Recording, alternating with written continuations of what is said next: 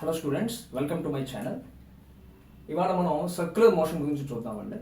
ఈ circular motion concept మనకి intermediate వాళ్ళకి, అలాగే ఐపీఈ కానివ్వచ్చు, ఐఐటి కానివ్వచ్చు, జేఈ కానివ్వచ్చు, ఆ కాన్సెప్ట్స్ లెవెల్లోనే నేను టీచ్ చేస్తాను కాన్సెప్ట్స్ని.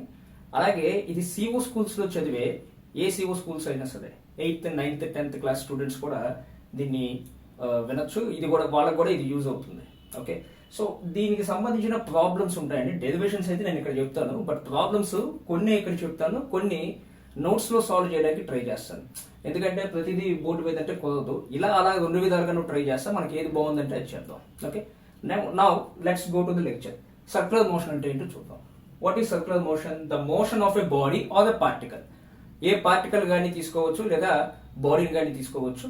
ఆ మోషన్ ఆఫ్ ది బాడీ కనుక సర్కిల్ కి అలాంగ్ లో ఉంటే దాన్ని సర్క్యులర్ మోషన్ అంటాం. అంతే కదండి. సపోజ్ మనం చిన్నప్పుడు ఒక రాయికి చిన్న తాడు కట్టేసేసి ఇలా ఇలా తిప్పుకుంటూ ఉంటాం. అది ఒక సర్క్యులర్ మోషన్. అంటే అదేమవుతుంది, ఆ రాయి అనేది అలాంగ్ ద సర్కిల్లో తిరుగుతూ ఉంటుంది. ఓకే, అంతెందుకు ఒక వీల్ తీసుకుందాం. ఆ వీల్లో మనం ఒక పాయింట్ ని తీసుకున్నా సరే, ఇప్పుడు ఇలా ఒక వీల్ ఉంది. ఈ వీల్లో నేను ఒక పార్టికల్ ని లేదా పాయింట్ ని తీసుకున్నాను. ఇది ఎలా తిరుగుతూ ఉంటుంది? ఈ వీల్ యొక్క సర్కంఫరెన్స్ మీదే తిరుగుతూ రొటేట్ అవుతూ ఉంటుంది. ఓకే, సో అందుకే దీన్ని ఏమంటాం? The particle is making circular motion అంటాం. ఓకే, సో ఇంకా చెప్పాలి అంటే particle moves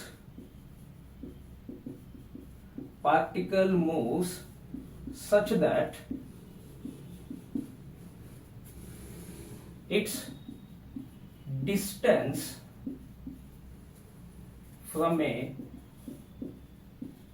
fixed point is always constant. అంటే పార్టికల్ ఎలా మూవ్ అవుతుందండి? Particle moves in such a way that its distance from a fixed point. అంతే కదా. ఇప్పుడు ఈ పార్టికల్ ఉంది, ఈ పార్టికల్ డిస్టెన్స్ ఫిక్స్డ్ పాయింట్ తో ఈ పార్టికల్ డిస్టెన్స్ చూస్తే ఆ డిస్టెన్స్ కూడా ఫిక్స్డ్ గానే ఉంటుంది. This fixed distance is always noted as radius of the circle. అంతే కదండి. సర్కిల్లో రేడియస్ అనేది ఎప్పుడు కూడా చేంజ్ అవ్వదు. అది అలాగే సేమ్ గానే ఉంటుంది. అది అలాగే రొటేట్ అవుతూ ఉంటుంది. Okay, so here we can say the particle move such that its distance from a fixed point is always constant. Okay, ఓ ఫిక్స్డ్ పాయింట్ నుంచి పార్టికల్ డిస్టెన్స్ కనుక తీసుకుంటే ఇది ఎప్పుడూ కూడా కాన్స్టెంట్ గానే ఉంటుంది. ఓకే, అండ్ ఈ సర్క్యులర్ మోషన్స్ మనకి 2 టైప్స్ లో ఉంటాయండి. ఒకటి clockwise circular motion, and number 2 counter clock wise. Counter clock wise అనుకోవచ్చు, యాంటీ క్లాక్ వైజ్ అనుకోవచ్చు, మీ ఇష్టం. Counter clock wise circular motion.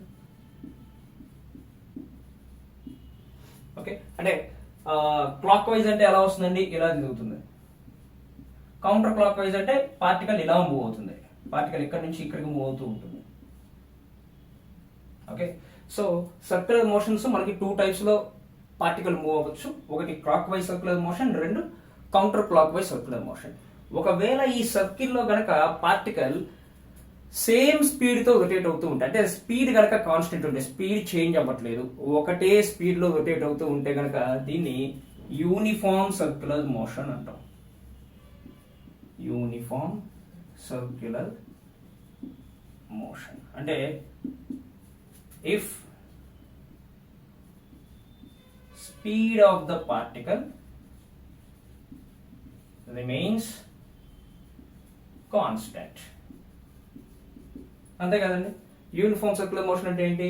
Speed of the particle which is moving in a circle, which is in a circular motion, then that we call it as uniform circular motion. ఒక circular motion లో గనక particle speed constant గా ఉంటే, variation లేకపోతే, ఆ motion ని uniform circular motion అంటాం.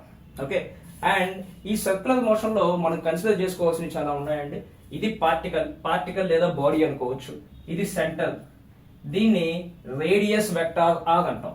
అంటే ఫిక్స్డ్ పాయింట్ నుంచి పార్టికల్ కి మధ్య ఉండే ఫిక్స్డ్ డిస్టెన్స్ ని మనం రేడియస్ వెక్టార్ అంటాం. ద ఫిక్స్డ్ డిస్టెన్స్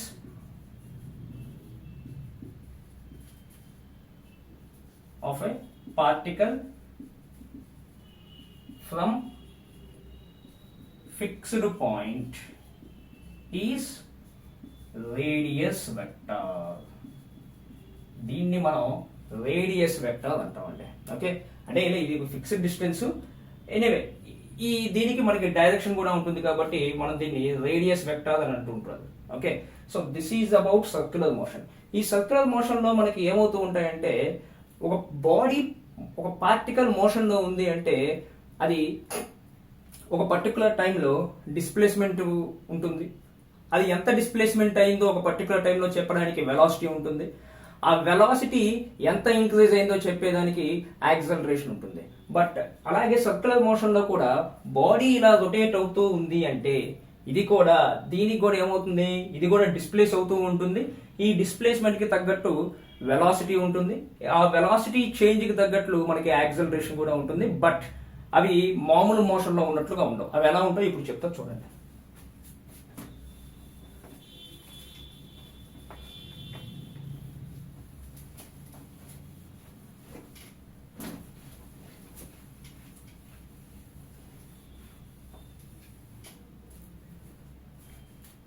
సపోజ్ మామూలు ట్రాన్స్వర్స్ మోషన్, మామూలు స్ట్రైట్ లైన్ మోషన్ అనుకోండి, దానికి ఏముంటుంది, మనకి డిస్టెన్స్ లేదా డిస్ప్లేస్మెంట్ ఉంటుంది. దాన్ని మనం ఎక్స్ తో చూపిస్తాం. బట్ ఇదే సర్క్యులర్ మోషన్ లోకి వస్తే ఇక్కడ మనకి యాంగులర్ డిస్ప్లేస్మెంట్ ఉంటుందండి. Here the displacement would be in deflected mode, angular displacement లో ఉంటుంది, అంతే కదా. ఇప్పుడు సపోజ్ నేను ఇలా సర్కిల్ ఉందనుకోండి, ఓకే, ఇలా పార్టికల్ తీసుకున్నాను. ఈ పార్టికల్ ఇలా వెలాసిటీతో ముందుకు వెళ్ళిపోతూ ఉంది, ఇలా రొటేట్ అవుతూ ఉంది అంటే కనుక ఇది డిస్టెన్స్ ఫిక్స్డ్ గా ఉంది కాబట్టి దీన్ని పట్టుకొని ఉంటుంది కాబట్టి తిరిగేటప్పుడు ఎలా తిరుగుతుంది, ఇది ఇక్కడ నుంచి ఇక్కడికి, ఇక్కడ ఒక పాయింట్, ఇక్కడ ఒక పాయింట్, ఇక్కడ ఒక పాయింట్, ఇక్కడ ఒక పాయింట్, ఇక్కడ ఒక పాయింట్, ఇలా చుట్టూ తిరుగుతూ ఉంటుంది. ఇలా చుట్టూ తిరిగేటప్పుడు డిస్టెన్స్ ఏమవుతుంది అండి, with respect to the centre point ఓ యాంగులర్ గా వస్తుంది, స్టీపీనెస్ తో వస్తుంది. ఓకే, సో అందుకే దీన్ని ఏమంటాం అంటే యాంగులర్ డిస్ప్లేస్మెంట్ అంటాం. మామూలు మోషన్ లో ఉంటేనేమో డిస్ప్లేస్మెంట్ ఎక్స్, యాంగులర్ డిస్ప్లేస్మెంట్ లో ఉంటేనేమో displacement theta. Okay, at the same time rate of change of displacement అంటే dx బై dt, దీన్నే మనం వెలాసిటీ అంటాం, లీనియర్ వెలాసిటీ. నార్మల్ గా బాడీ మూవ్ అవుతుంది అంటే కనుక దానికి లీనియర్ వెలాసిటీ ఉంటుంది. అదే యాంగులర్ లో మూవ్ అవుతుంది అంటే కనుక ఏమవుతుంది, దానికి యాంగులర్ వెలాసిటీ ఉంటుంది, ఒమేగా ఉంటుంది. That angular velocity is represented by omega and దీన్ని యాంగులర్ వెలాసిటీ అంటాం, omega, and it is d theta by dt. And at the same time velocity increase అవుతూ వెళ్ళినా లేదు డిక్రీజ్ అవుతూ వెళ్ళినా మనకి ఏముంటుంది, ఐదర్ పాజిటివ్ యాక్సలరేషన్ లేదంటే నెగిటివ్ యాక్సలరేషన్ ఏదో ఒకటి ఉంటుంది. సో dv by dt మనకి యాక్సలరేషన్ అవుతుంది. లీనియర్ మోషన్ లో ఉండే యాక్సలరేషన్ కాస్త సర్క్యులర్ మోషన్ లో యాంగులర్ యాక్సలరేషన్ అవుతుందండి. This is indicated with the letter alpha and this is d by dt of omega or d omega by dt, అలాగైనా రాసుకోవచ్చు. Okay, these are the quantities. అంటే normal గా velocity normal motion లో ఉన్నప్పుడు displacement కాస్త angular displacement అయిపోతుంది, it is represented by theta. Normal motion లో ఉండే వెలాసిటీ సర్క్యులర్ మోషన్ లో యాంగులర్ వెలాసిటీ అయిపోతుంది, it is represented by omega. Normal motion లో ఉండే యాక్సలరేషన్ సర్క్యులర్ మోషన్ లో యాంగులర్ యాక్సలరేషన్ అవుతుంది, it is represented by alpha. ఇప్పుడు మనం సర్క్యులర్ మోషన్ ని స్టడీ చేయాలి అంటే సర్క్యులర్ మోషన్ మనకు రెండు భాగాలు ఉంటాయండి. First kinematics of circular motion, next dynamics of circular motion. Kinematics of circular motion అంటే ఏంటంటే ఈ బేసిక్ టర్మినాలజీ గురించి, వీటి ఎక్స్ప్లెనేషన్ గురించి ఉంటుంది.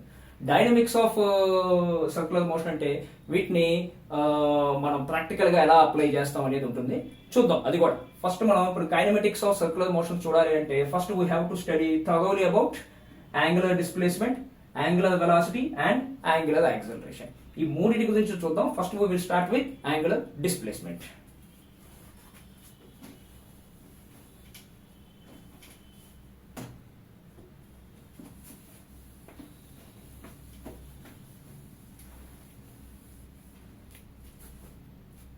ఇప్పుడు మనం యాంగులర్ డిస్ప్లేస్మెంట్ అంటే ఏంటో చూద్దాం.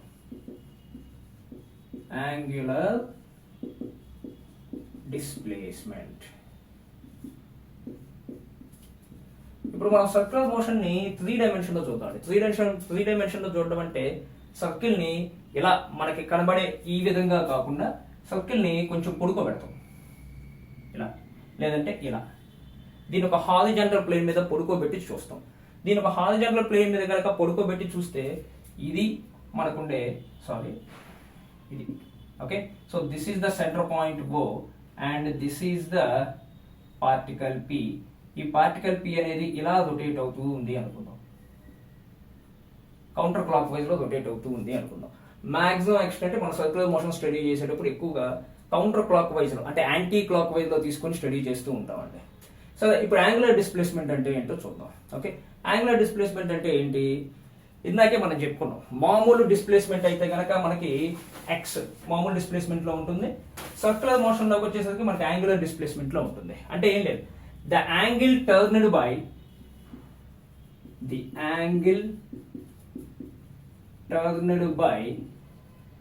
Radius vector. అంతే కదండి, ఇదేంటిది radius vector. Angular velocity circular motion లో ఉన్నప్పుడు ఏమవుతుందండి, యాంగులర్ డిస్ప్లేస్మెంట్ లో ఈ రేడియస్ వెక్టర్ అనేది ఏమవుతుంది, టర్న్ అవుతూ ఉంటుంది. డిఫరెంట్ యాంగిల్స్ లో టర్న్ అయిపోతూ ఉంటుంది. Okay, the angle turn by radius vector in a given time interval. Okay, ఒక టైం ఇంటర్వెల్ లో, ఒక పర్టికులర్ టైం ఇంటర్వెల్ లో ఎంత యాంగిల్ టర్న్ అయింది రేడియస్ వెక్టర్ అని చెప్పేదాన్ని మనం యాంగులర్ డిస్ప్లేస్మెంట్ అంటాం. ఓకే, సో ఈ యాంగులర్ డిస్ప్లేస్మెంట్ మనం స్టడీ చేయాలి అంటే ఇప్పుడు సర్క్యులర్ మోషన్ మనకి ఎలా ఉందండి, ఇలా ఉంది అంటే ఇది పార్టికల్ P ఇక్కడ నుంచి ఇక్కడికి వచ్చింది P' కి. యాంగిల్ ఏమో తీటా జరిగింది. This theta would be the angular displacement of the particle in the circle. Okay, అంటే సర్కిల్ మళ్ళా రేడియస్ వెక్టర్ రొటేట్ అవడమే కాదు, పార్టికల్ కూడా రొటేట్ అయింది కదా ఇక్కడ. ఈ పార్టికల్ రొటేట్ అయిన డిస్టెన్స్ ని S అనుకుందాం, ఇది R అనుకుందాం. దీన్ని ఇలా చూస్తూ ఉంటే ఈ ఫిక్స్డ్ డిస్టెన్స్ R అనుకుందాం. దీన్ని ఇలా చూస్తూ ఉంటే మనకి ఏమైనా గుర్తొస్తుందా అండి? దీన్ని అలా చూస్తూ ఉంటే నాకైతే ఆర్క్ ఆఫ్ ది సర్కిల్ గుర్తొస్తుంది. ఆర్క్ ఆఫ్ ది సర్కిల్ లో this is the arc length, this is the theta, this is the radius. According to this arc of circle ఫార్ములాని బట్టి మనం ఏం చేయొచ్చు, here you can write theta is equals to arc length by radius. Right, అంటే delta theta, total change in the angular displacement is equal to total change in the arc length by radius. Radius కి delta వేయాల్సిన అవసరం లేదండి, ఎందుకంటే radius ఏం change అవ్వదు, radius అంతే ఉంటుంది. దాన్ని డెల్టా తీసుకోవాల్సిన నీడ్ అయితే ఏం లేదు. So here angular displacement theta is equal to arc length by radius. మామూలుగా అయితే కనుక theta is equal to S by R అంటాం. డెల్టా థీటా వేస్తే కనుక delta theta is equal to delta S by R అంటాం. అండ్ ఇంకొకటి రావచ్చు, ఇది ఒక క్వాంటిటీ కదా, ఈ క్వాంటిటీ వెక్టారా స్కేలారా? ఇక్కడ రెండు ఉన్నాయండి. యాంగులర్ డిస్ప్లేస్మెంట్స్ అనేవి స్మాల్ యాంగిల్ అయితే, for small angles theta are scale vector. Small angles ఉంటే కనుక యాంగులర్ డిస్ప్లేస్మెంట్ అనేది వెక్టర్ అవుతుంది. అలా కాకుండా లార్జ్ యాంగిల్స్ ఉన్నాయనుకోండి, if there are large angles then theta is scalar. ఎందుకు అంటే if it is large angles, if the angular displacement is having large angles, it cannot obey vector commutative law. Vector laws లో vectors commutative లాని ఇది obey చేయదండి. Vector కామ్యుటేటివ్ లాని obey చేయకపోతే దాన్ని vector గా consider చేయడం. అంటే మనకి వెక్టార్ లాస్ కొన్ని ఉంటాయి. ఒక పర్టికులర్ క్వాంటిటీ వెక్టారా కాదా చెప్పాలి అంటే it should follow that vector loss. ఆ వెక్టార్ లాస్ ని ఇది ఒబే చేయాలి. తొందరలో ఆ వీడియో కూడా చేసి ఈ వీడియో కింద ఆ లింక్స్ పెడతానండి, కొంచెం వెయిట్ చేయండి. ఓకే, సో ఇప్పుడు మీకు అర్థమైంది కదండి, యాంగులర్ డిస్ప్లేస్మెంట్ వెక్టారా స్కేలారా అంటే ఫర్ స్మాల్ యాంగిల్స్ అయితే ఇది వెక్టార్, అదే ఫర్ లార్జ్ యాంగిల్స్ అయితే ఇది స్కేలార్. ఎందుకంటే for at large angles vectors commutative లాని ఇది ఒబే చెయ్యదు. ఓకే, నెక్స్ట్ ఇంకోటి మర్చిపోయాను, direction of angular vector, angular displacement. ఈ యాంగులర్ డిస్ప్లేస్మెంట్ డైరెక్షన్ ఎలా ఉంటుంది? సపోజ్ ఇప్పుడు ఇక్కడ పార్టికల్ పి నుంచి పి డాష్కి వెళ్ళిందండి. ఓకే, పి నుంచి పి డాష్కి వెళ్ళింది అంటే పి ఏమో ఈ డైరెక్షన్ లో మూవ్ అవుతుంది. Okay, but angular displacement direction నేను ఎలా తీసుకోవాలి అంటే దీన్ని మనకి రైట్ హ్యాండ్ స్క్రూ రూల్ అంటే రైట్ హ్యాండ్ రూల్ ఒకటి ఉందండి. ఆ రైట్ హ్యాండ్ రూల్ ప్రకారంగా ఏమవుతుంది అంటే ఇప్పుడు మీ పామ్ ఇలా తీసుకోండి. ఓకే, ఈ పార్టికల్ అనేది ఈ రైట్ హ్యాండ్ స్క్రూ రూల్లో ఈ పామ్ ఎలాగైతే రొటేట్ అవుతుందో, మీ హ్యాండ్ ఎలాగైతే రొటేట్ అవుతుందో ఆ హ్యాండ్ రొటేట్ అయ్యే విధానంలో మనకి పార్టికల్ మూవ్ అవుతుంది అనుకుందాం. పార్టికల్ ఇలా మూవ్ అవుతుంటే గనక ఈ తంబు ఏ డైరెక్షన్ అయితే చూపిస్తుందో ఈ తంబు డైరెక్షన్ లోనే మనకు యాంగులర్ డిస్ప్లేస్మెంట్ ఉంటుంది. ఓకే, సి అంటే ఇప్పుడు సపోజ్ ఇది ఇలా రొటేట్ అవుతుంది, ఇది ఇలా రొటేట్ అవుతుంటే ఎలా రొటేట్ అవుతుందండి? యాంటీ క్లాక్ వైజ్ లో రొటేట్ అవుతుంది. యాంటీ క్లాక్ వైజ్ లో రొటేట్ అవుతుంది అంటే మీ తంబు ఎటువైపు చూపిస్తుంది?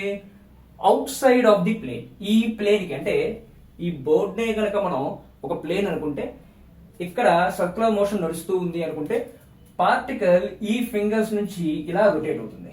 ఇలా రొటేట్ అవుతుంది అంటే యాంగులర్ డిస్ప్లేస్మెంట్ డైరెక్షన్ ఇటు సైడ్ ఉందండి. మీరు మీ ఏ వ్యూలో అయితే చూస్తారో ఆ వ్యూలో ఉంది. అంటే ఈ పర్టికులర్ ప్లేన్ కి అవుట్ సైడ్ లో ఉంది. ప్లేన్ కి అవుట్ సైడ్ లో ఉంది అంటే if it is counter clock wise motion, angular velocity angular displacement అనేది ఈ డైరెక్షన్ లో ఉంటుంది. అలా కాకుండా క్లాక్ వైజ్ లో మూవ్ అయితే, క్లాక్ వైజ్ లో మూవ్ అయిందంటే ఎలా మూవ్ అవుతుందండి? ఇలా పెడితే అంటే కౌంటర్ క్లాక్ వైజ్, ఇలా పెడితే క్లాక్ వైజ్. ఇలా పెడితే ఏమవుతుంది? తంబు ప్లేన్ వైపుకి వెళ్తుంది.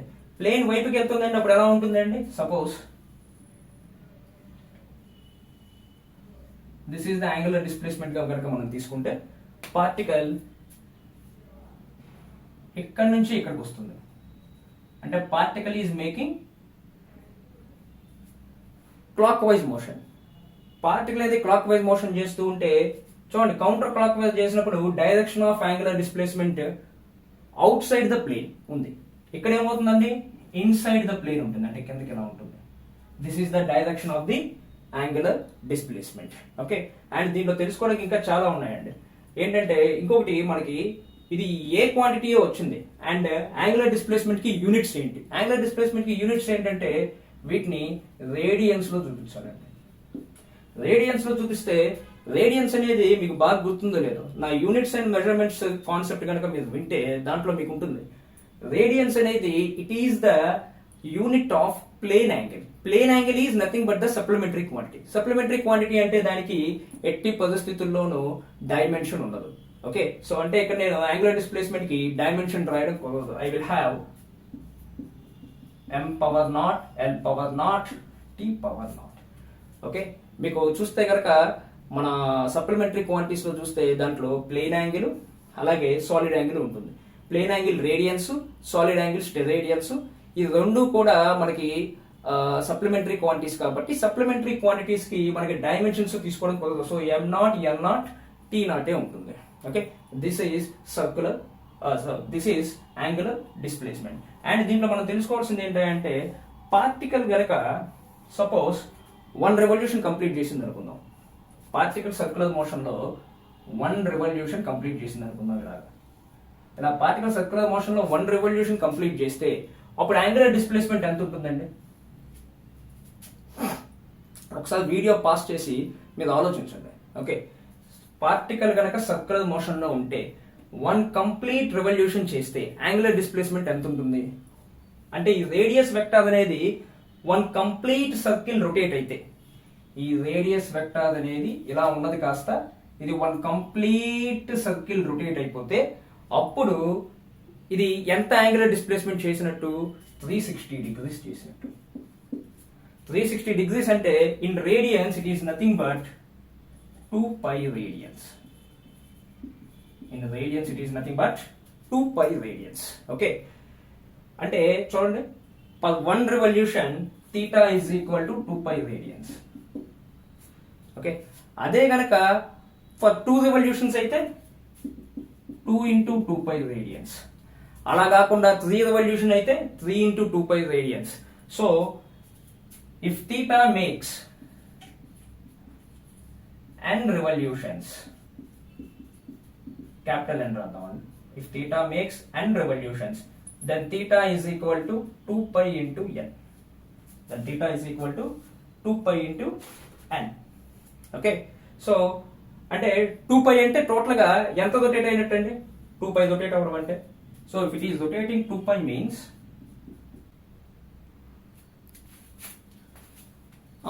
అంటే ఇప్పుడు 2π రేడియన్స్, 2π రొటేషన్స్ జరిగింది అనుకోండి, 2π రొటేషన్స్ జరిగింది అంటే 2π రొటేషన్స్కి టోటల్ ఎంత మూవ్ అవుతుందండి?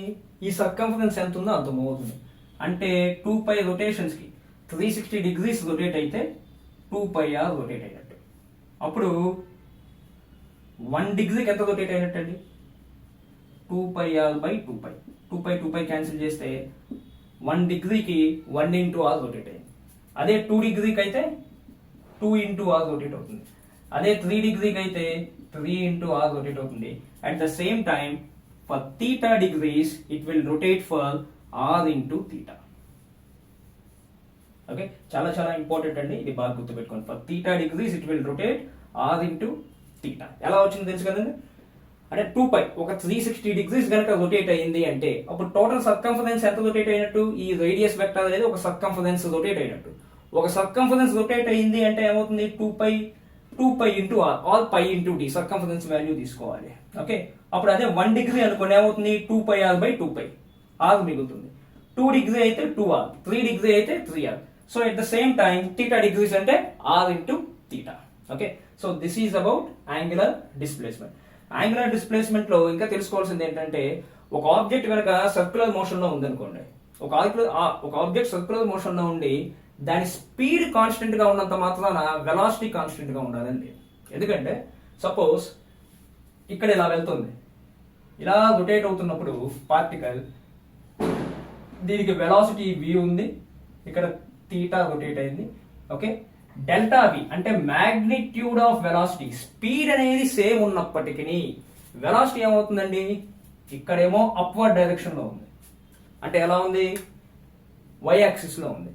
అదే పార్టికల్ కనుక p నుంచి p' ఇక్కడికి వచ్చింది అనుకోండి, అప్పుడు వెలాసిటీ ఏ డైరెక్షన్ లో ఉంటుందండి? x డైరెక్షన్ లో ఉంటుంది.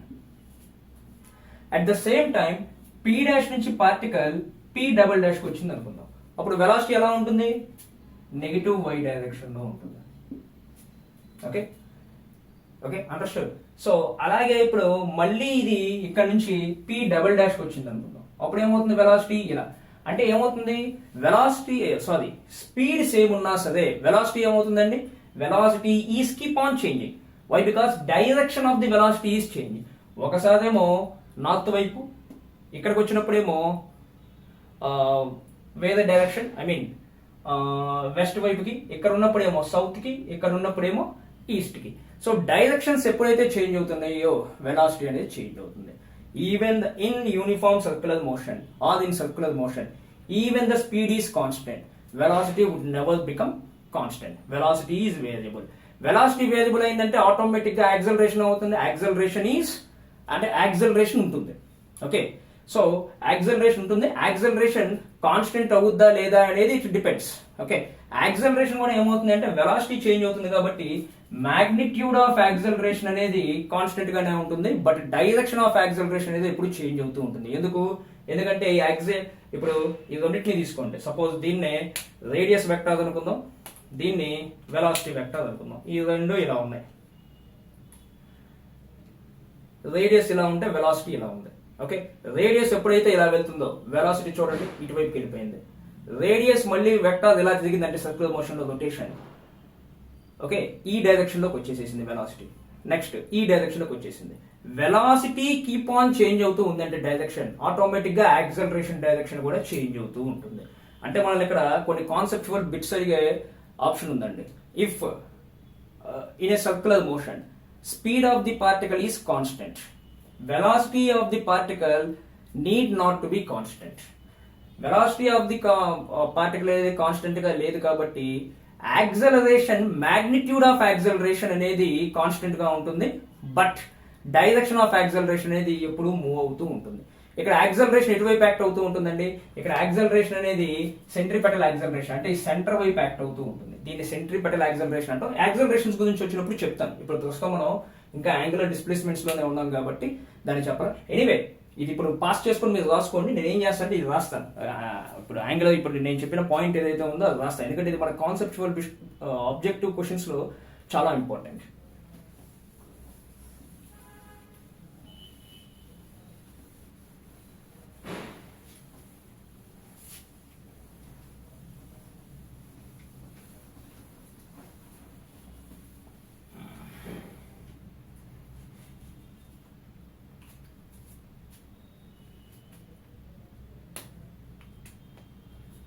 ఇక్కడ ఏం రాసుకోవచ్చు అండి,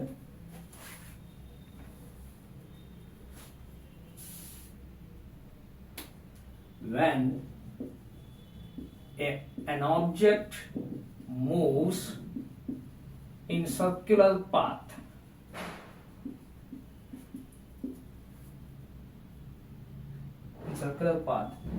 at a constant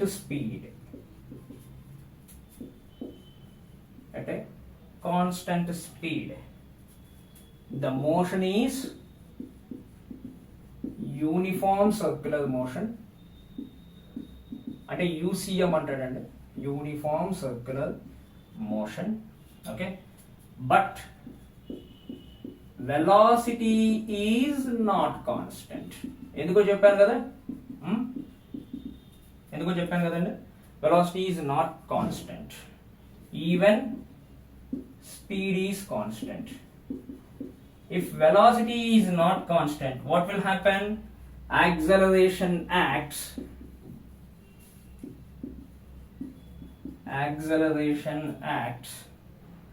towards center of the circle. దీన్ని centripetal acceleration అంటాం. This is called as centripetal acceleration. Okay, and here acceleration అనేది కాన్స్టెంట్ అవ్వచ్చు. ఇప్పుడు in magnitude acceleration may be constant in magnitude, but direction always changes. But the direction of acceleration always changes. Okay, so ఇది చాలా చాలా important conceptual objective questions అండి. మనల్ని అడుగుతూ ఉంటాడు ఇట్లాంటివి. ఒక పార్టికల్ కనుక సర్క్యులర్ మోషన్లో ఉంటే దాని స్పీడ్ ఎలా ఉంటుంది, దాని వెలాసిటీ ఎలా ఉంటుంది, దాని యాక్సలరేషన్ ఎలా ఉంటుంది అనేది అడుగుతాడు. స్పీడ్ అనేది కనుక మనకి కాన్స్టెంట్గా ఉంటే వెలాసిటీ కాన్స్టెంట్గా ఉండాల్సిన పనిలే. అలాగే ఒకవేళ వెలాసిటీ అనేది ఉంటే ఖచ్చితంగా మనకి ఏం ఉండాలి, యాక్సలరేషన్ ఉండాలి. యాక్సలరేషన్ కాన్స్టెంట్ అవ్వచ్చు, బట్ అంటే ఏది మ్యాగ్నిట్యూడ్లోనే కాన్స్టెంట్ అవుతుంది. దాని డైరెక్షన్ చూసుకుంటే ఏమవుతుంది, చేంజ్ అవుతూనే ఉంటుంది. ఎందుకు సార్, ఎందుకు చేంజ్ అవ్వాలి అంటే ఇందాకే చెప్పా. ఇప్పుడు రేడియస్ వెక్టార్ని అలాగే వెలాసిటీ వెక్టార్ని చూడండి. ఇప్పుడు radius vector, velocity vector, velocity డైరెక్షన్లో మారిపోయింది, అప్పుడు యాక్సలరేషన్ కూడా ఈ డైరెక్షన్లోకి వచ్చేసింది. ఇలా డైరెక్షన్ చేంజ్ అవుతున్న కొద్దీ వెలాసిటీది యాక్సలరేషన్ ఏమవుతూ ఉంటుందండి, చేంజ్ అవుతూ ఉంటుంది. యాక్సలరేషన్ మ్యాగ్నిట్యూడ్ సేమ్ ఉన్నా కూడా డైరెక్షన్ అనేది చేంజ్ అవుతుంది. ఇది ఈ ఆబ్జెక్టివ్ క్వశ్చన్ లో main important task. Okay, next we will go with angular velocity.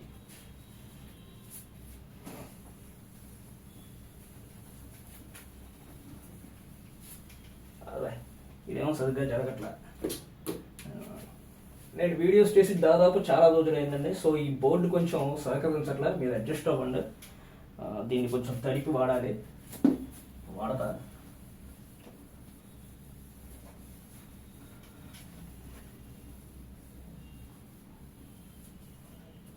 Okay, so next ఇప్పుడు మనం యాంగులర్ వెలాసిటీలోకి వద్దాం. యాంగులర్ వెలాసిటీ అంటే ఏంటి చెప్పే కదా. మామూలు మోషన్లో ఉంటే మామూలు డిస్ప్లేస్మెంట్ వచ్చింది, అదే సర్క్యులర్ మోషన్లో ఉంటే యాంగులర్ డిస్ప్లేస్మెంట్ వచ్చింది. యాంగులర్ డిస్ప్లేస్మెంట్ ఉంది అంటే కనుక ఆటోమేటిక్గా యాంగులర్ వెలాసిటీ వచ్చింది. ఎలా వచ్చింది చెప్తా. ఫస్ట్ యాంగులర్ వెలాసిటీ నేను ఇక్కడ చెప్తూ ఉంటానండి, మీరు కావాల్సిన చోట పాస్ చేసి మీరు రన్నింగ్ నోట్స్ రాసుకుంటారంటే రాసుకోవచ్చు. ఓకే, లేదు కాదు సార్ మాకు నోట్స్ పెట్టండి అంటారా, నోట్స్ పెడతాను. అఫ్ కోర్స్ మన ఇక్కడ నోట్స్ పెట్టేంత ఛాన్స్ ఉండకపోవచ్చేమో, మీరు పాస్ చేసుకొని రాసేసుకోవచ్చు, నో నీడ్. ఎనీవే మీకు కావాలంటే కనుక ఎవరిని అడిగితే కనుక నేను పెడతానండి. ఓకే, సో యాంగులర్ వెలాసిటీ అంటే ఏంటి? సపోజ్ ఇప్పుడు నేను ఒక హారిజాంటల్ ప్లేన్ని తీసుకున్నా. ఈ హారిజాంటల్ ప్లేన్లో నేను ఒక సర్కిల్ని కన్సిడర్ చేస్తాను. ఓకే, ఇది సర్కిల్ లేదు, కొంచెం కోడిగుడ్లో ఉంది, ప్లీజ్ అడ్జస్ట్ అవ్వండి, ఏం కాదులేండి. ఓకే, సో ఇదేమో ఎక్స్ యాక్సిస్ అనుకుందాం, ఇదేమో వై యాక్సిస్ అనుకుందాం, జెడ్ యాక్సిస్ ఏమో ఈ బయటికి ఆడుతూ ఉంటుంది.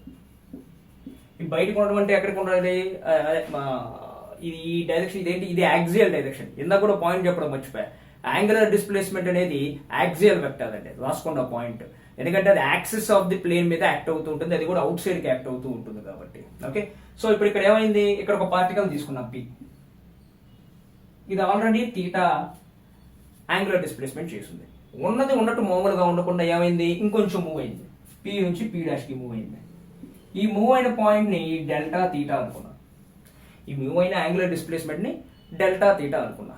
ఓకే, అంటే ఇప్పుడు మనం ఎక్స్ డిస్టెన్స్ ఉంది అనుకోండి, ఎక్స్ డిస్టెన్స్ నుంచి కొంచెం ముందుకు వచ్చాడు అనుకోండి, డెల్టా ఎక్స్ డిస్టెన్స్ మూవ్ అయ్యాడు అంటాం కదా. ఓకే, అలాగే ఇక్కడ కూడా ఏంటి?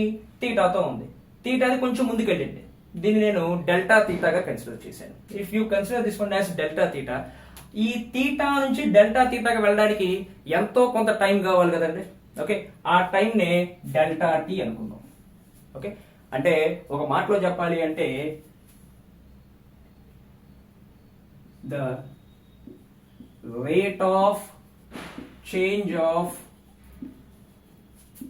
angular displacement is called as angular velocity. Angular velocity అంటే ఏంటండి? The rate of change of angular displacement. Change of angular displacement ఎంత? Delta theta. ఎప్పుడైతే రేట్ ఆఫ్ అంటామో, దేన్నన్నా సరే రేట్ ఆఫ్ అన్నాం అంటే ఆ తర్వాత ఉన్న క్వాంటిటీని ఏం చేయాలండి? You should divide that one with time T. Time టీతో దాన్ని డివైడ్ చేయాలి. ఓకే, సో టైం టీ, ఇది డెల్టా తీటా మూవ్ అయిందంటే ఇక్కడ కూడా టీ ఎంత ఉన్నట్టండి? నాకు డెల్టా టీ ఉన్నట్టు లెక్క. ఓకే, సో అంటే టోటల్గా నేను ఏం చెప్పచ్చు? Omega average is equal to delta theta by delta T. అంటే ఏంటంటే average angular velocity is equal to change in angular displacement by change in time.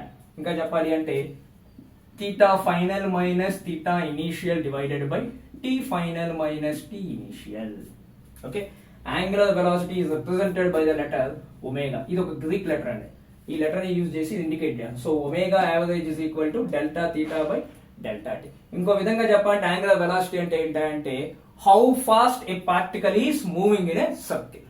ఒక సర్కిల్లో పార్టికల్ ఎంత ఫాస్ట్ గా దాని యాంగులర్ డిస్ప్లేస్మెంట్స్ ని చేస్తుంది. అంటే మూవ్ అవడం అంటే యాంగులర్ డిస్ప్లేస్మెంట్ చేయాలి కదా. సర్కిల్లో ఉంది అంటే ఖచ్చితంగా చచ్చినట్టు ఏం చేయాలి?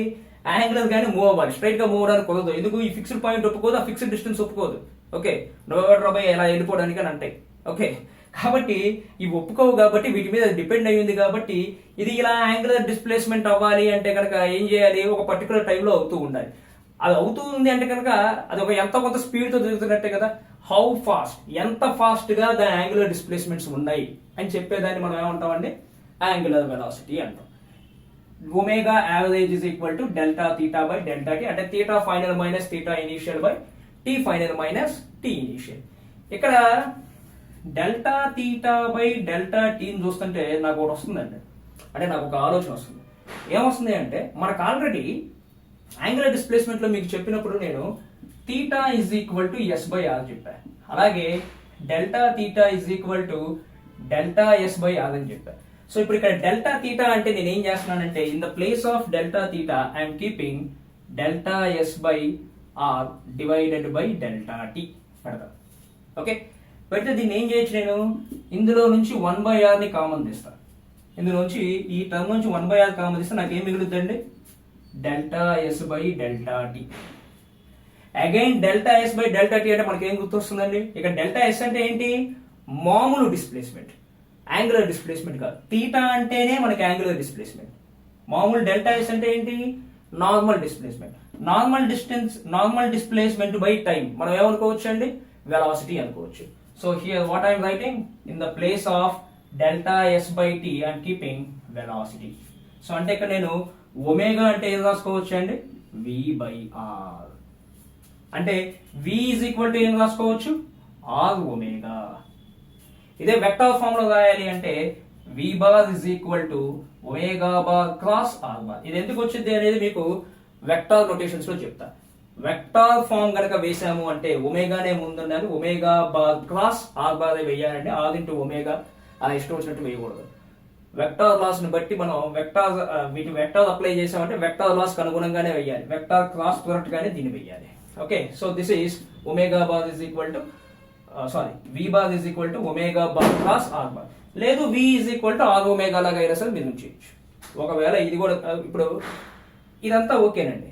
ఎప్పుడైతే ఈ డెల్టా టీ అనేది చాలా స్మాల్ గా చేంజ్ అయిందో, చాలా తక్కువ, అంటే limit delta T stands to 0, మనకి డెరివేషన్స్ లో వచ్చింది కదండి, limit delta T stands to 0 అంటే ఏంటి, ఈ డెల్టా టీ అనేది ఎంత చేంజ్ ఉంది, చాలా తక్కువ చేంజ్. అలానే 0 కాదు, 0కి 1కి మధ్య, ఇంకా చెప్పాలి అంటే 0కి 0.1కి మధ్యలో ఉన్నట్టు, అంటే approaching to 0, almost of all 0 అయిపోతుంది కానీ 0 కాదు. అంత తక్కువ చేంజ్ ఉంది అంటే గనక మనకి ఇదేమవుతుందండి, limit delta T stands to 0, then delta theta by delta t becomes d theta by dt. d theta by dt. So here also I can write omega is equal to d by dt of theta or d theta by dt. Okay, so ఇప్పుడు ఇది దీనికి మనం units కనుక్కోవచ్చండి. d theta units already చెప్పా, ఇందాక angular displacement లో చెప్పినప్పుడు చెప్పా. d theta కి యూనిట్స్ వచ్చేసి రేడియన్స్, టైంకి వచ్చి సెకండ్. అంటే ఇదేముంటుందండి, radian per second. Radians already dimensionless quantity చెప్పాను, సో సెకండ్ కి మాత్రమే మనకి యూనిట్స్ ఉంటాయి. అంటే ఇదేమొస్తుంది మనకి ఇప్పుడు డైమెన్షనల్ ఫార్ములా రాయాలి అంటే m0 n0 t పవర్ -1 అవుతుంది. m0 n0 t పవర్ -1 ఎందుకు వచ్చుద్ది పర్ సెకండ్ లో ఉంటే t పవర్ -1 అనేది నా యూనిట్స్ అండ్ మెజర్మెంట్స్ కాన్సెప్ట్స్ చూడండి మీకు అర్థమవుతుంది. ఓకే, అది వీలైతే ఈ కింద లింక్ లో పెడతా. ఓకే, సో నెక్స్ట్ ఒమేగా కూడా వచ్చేసింది కదా, ఒమేగా కాన్సెప్ట్ కూడా వచ్చేసింది.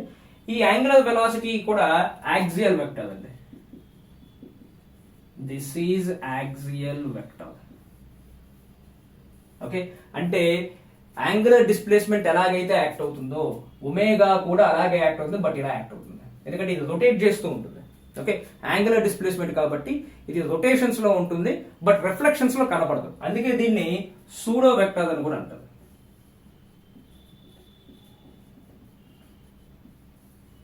ఓకే, యాంగులర్ వెలాసిటీ అనేది ఒక సూడో వెక్టర్, ఇది యాక్సియల్ వెక్టారే in the direction of angular displacement ఉంటుంది, but it's a pseudo vector. Okay, ఇక్కడ ఇది రొటేషన్స్ మీద డిపెండ్ అయిపోయి ఉంటుంది. అంటే ఒక విధంగా చెప్పాలి అంటే యాక్చువల్ మూమెంట్ కి ఇది రివర్స్ లో ఉంటుంది కాబట్టి దీన్ని ఇక్కడ మనం సూడో వెక్టర్ గా కన్సిడర్ చేస్తాం. Okay, so here units are radians per second. And ఇక్కడ కూడా మనం ఏం చెప్పుకోవచ్చు అంటే when a body makes n revolutions in t seconds, if body makes n revolutions in t seconds, t seconds లో n number of revolutions చేసింది అనుకుందాం, అంటే ఏమవుతుంది ఇక్కడ omega is equal to theta by T కదండి, అంటే d theta by dt. d theta అంటే ఏమవుతుంది, ఒక బాడీ n రెవల్యూషన్స్ చేస్తే మనం ఏమనుకున్నాం 2πn, అది టైం t అయితే డివైడెడ్ బై t. ఇది ఎప్పుడు body makes n revolutions in t second, అలా కాకుండా body makes n revolutions per t second అయితే, body makes n revolution per t second కనుక అయితే, ఓకే, దాన్ని ఎలా చూపించాలమ్మా మనం, we can write this one as 2π into n. n అంటే ఏంటి అంటే n revolution per time. Okay, ఇంకా చెప్పాలి అంటే దీన్ని 2π బై t గా రాయొచ్చు. ఓకే, అంటే ఇక్కడ మళ్ళా 1/t అంటే మనం ఫ్రీక్వెన్సీ కూడా తీసుకోవచ్చు. ఓకే, ఇవి ఎలా చేంజ్ అవుతాయి, ఇవి ఎలా వస్తాయి అనేది నేను ఇంకా రాబోయే దాంట్లో చెప్తానండి. ఓకే, అంటే ఒక మాటలో చెప్పాలంటే బాడీ మేక్స్ n రెవల్యూషన్స్ అంటే n revolution per t second అంటే మనం ఏం చేయాలి 2π బై t తీసుకోవాలి. ఓకే, ఎందుకంటే పర్ సెకండ్ ఎప్పుడైతే వస్తుందో అప్పుడు మనకి ఫ్రీక్వెన్సీ కన్సిడరేషన్ లోకి వస్తుంది. ఒక మాటలో చెప్పాలి అంటే frequency is reciprocal of time period. Okay, time period ఏదైతే ఉంటుందో దానికి రివర్స్లో ఉండేదాన్ని మనం ఫ్రీక్వెన్సీ అంటాం. ఫ్రీక్వెన్సీ అంటే ఏం లేదు, ఒక పర్టికులర్ టైంలో ఎన్ని నెంబర్ ఆఫ్ రెవల్యూషన్స్ తిరిగింది అని చెప్పేదాన్ని మనం ఫ్రీక్వెన్సీ అంటాం. పర్ సెకండ్లో ఎన్ని నెంబర్ ఆఫ్ రెవల్యూషన్స్, ఎంత రొటేషన్స్ జరిగింది అని చెప్పడాన్ని మనం ఏమంటామండి, ఫ్రీక్వెన్సీ అంటాం. ఓకే, ఇది లెక్చర్స్లో, ఇంకొన్ని లెక్చర్స్లో నేను చెప్తా. మనకి ఇక్కడ బాగా ఇంపార్టెంట్ అంటే angular velocity of clocks. Okay, angular velocity of clock hand. మనకి seconds hand, minutes hand, hours hand ఉంటుంది. వీటి యాంగులర్ వెలాసిటీ అనేది ఎలా ఉంటుంది అనేది మనం తెలుసుకోవాలంటే వీటి నుంచి మనకు బాగా క్వశ్చన్స్ జరుగుతాయి. ఎలా ఉంటాయో చూద్దాం. మీరు ఏం చేస్తారంటే దీన్ని పాస్ చేసి నోట్స్ రాసుకోండి. నేను ఇక్కడ అరెస్ట్ చేసేస్తున్నాను.